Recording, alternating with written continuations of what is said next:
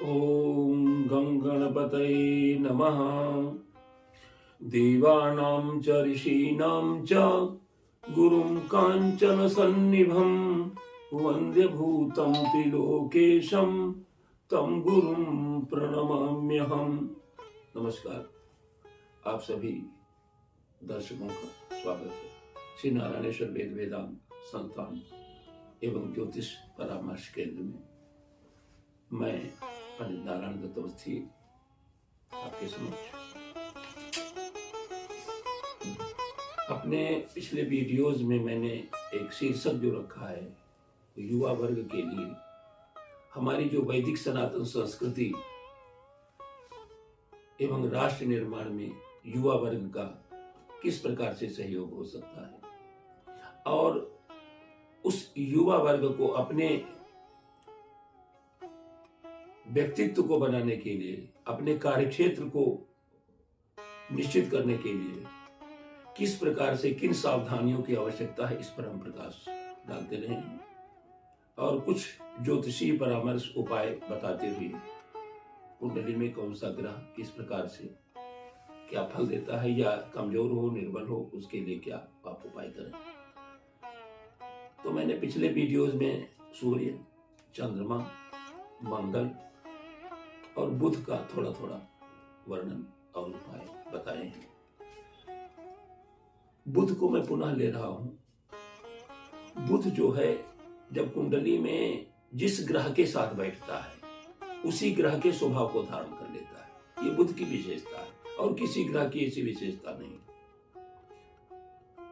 चंद्र का शत्रु है बुध, गुरु का भी शत्रु है, लेकिन फिर भी वो सूर्य के आसपास रहता है तो सूर्य के साथ रहेगा या सूर्य के एक भाव पीछे या आगे रहेगा। बुध का जीवन में बड़ा महत्व होता है क्योंकि कोई ग्रह अगर कमजोर है, बुध उसके साथ बैठा है तो वो फल बढ़ा देता है। इसलिए बुध का विशेष योगदान। बुध वाणी का भी स्वामी होता है और राशियों में मिथुन और कन्या का स्वामी होता है। उसके लिए अब अगर बुध निर्बल है तो वाणी की दिक्कत आएगी। वाणी में बोलने में जो हकलाहट होती है उनका बुध निर्बल होता है। जिनको बोलने में वो होता है उसका वो निर्बल होता है। तो उसके लिए अब मैंने पिछले वीडियोस में कुछ उपाय भी बताए थे। गाय को हरा चारा खिलाएं और बुध के लिए हरी वस्तुओं का दान करें। मूंग की दाल है, मूंग के लड्डू गरीबों को दान करें और माता की आराधना करें, हनुमान जी की आराधना करें तो उसको फल प्राप्त होगा और संकट नष्ट होगा। गुरु को अब हम लेते हैं तो गुरु जो है वो भी एक विशेष महत्व रखता है। बुध के ही समान, बुध से कहीं आगे गुरु। ज्योतिष में तो यहां तक कहा गया है किम कुर्वन्ति ग्रहा सर्वे यस्य केंद्रे बृहस्पति। अकेला बृहस्पति ही बलवान होकर यदि केंद्र में स्थापित है, बैठा है, शुभ दृष्टि से, शुभ ग्रह से शुभ स्थानों पर दृष्टिपात करता हुआ, तो और किसी ग्रह की आवश्यकता सहायता की नहीं, वही अकेला बन जाता है। एक और बात, गुरु ही चंद्रमा के साथ मिलकर के राजयोग बनाता है, गज केसरी योग बनाता है। शुभ भाव में बैठ करके शुभ दृष्टि करके वो उच्च पद पर उच्च पदासीन करता है। पद प्रतिष्ठा का कारक गुरु माना जाता है। गुरु जिसका निर्बल होता है उसको आगे बढ़ने में बाधाएं आती हैं। वो किसी कैरियर को चुनता है और आगे चढ़ रहा है और एकदम से बाधा आ जाती है। ये गुरु के कारण होता है, कहीं गुरु की निर्बलता या किसी दुष्ट ग्रह की दृष्टि का प्रभाव। तो इसके लिए गुरु को बलवान करने के लिए आप केले का पूजन कर सकते हैं।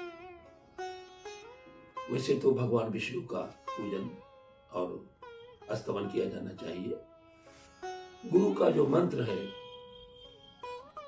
एक तो मंत्र है आप ओम श्री गुरुवे नमः कह सकते हैं। दूसरा एक मंत्र है ओम ब्राम ब्रीम ब्रौम सा ब्रिंग बृहस्पतये नमः, या केवल ब्रिंग बृहस्पतये नमः ही कह सकते हैं। और गुरु के निवारण के लिए कुछ एक ऐसी तिथियां होती, गुरु पुख्य योग में यदि केले की जड़ धारण की जाए पूजित करके शुभ समय में, तो वो बहुत कारगर होगी, बहुत फायदा करती है। वो इतना लाभ करती है कि उसके सामने स्वर्ण में पहना हुआ पुखराज कमजोर पड़ सकता है, गरीब आदमी नहीं पहन सकता। इसलिए उसको आगामी 22 फरवरी गुरुवार को 2024 में गुरु पुख्य योग आ रहा है। आप ध्यान रखिएगा, गुरु के निवारण के लिए आप उसको धारण कर सकते हैं। शेष जो गुरु का उपाय है वो अगले वीडियोस में आपको देंगे। अब तक के लिए जय श्री राधे, जय श्री कृष्ण।